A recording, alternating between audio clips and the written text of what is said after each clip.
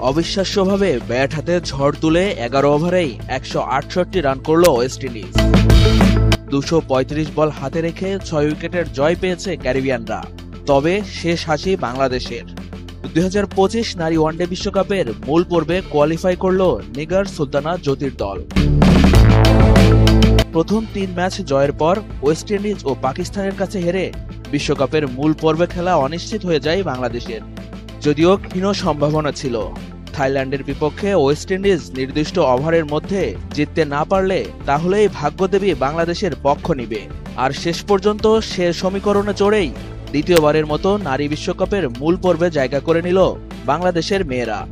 Net run রেটে এগিয়ে থেকে বাংলাদেশ দল চলে গেল বিশ্বকাপের মূল পর্বে। এই ম্যাচের পর ওয়েস্ট ইন্ডিজ নারীদের নেট রান রেট 0.626 আর বাংলাদেশের নেট রান রেট 0.639। লাহোরে এদিন আগে ব্যাট করা থাইল্যান্ডের দেওয়া 167 রানের টার্গেট 10.5 ওভারে জিতে নেয় ওয়েস্ট ইন্ডিজ। তবে দুর্দান্ত মারকুটে এই ব্যাটিংটাও এদিন কাজে লাগলো না তাদের। থাইল্যান্ডের দেওয়া 167 রানের টার্গেট 10 ওভারের মধ্যেই ছুঁতে হতো উইন্ডিজ মেয়েদের।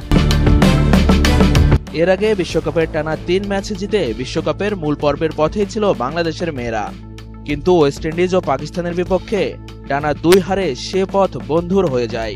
অবশেষে ওয়েস্ট ইন্ডিজ সমীকরণ মেলাতে না পারায় বিশ্বকাপের টিকিট পেল জ্যোতি ফাহিমারা। এবারের নারী বিশ্বকাপ অনুষ্ঠিত হবে ভারতের মাটিতে।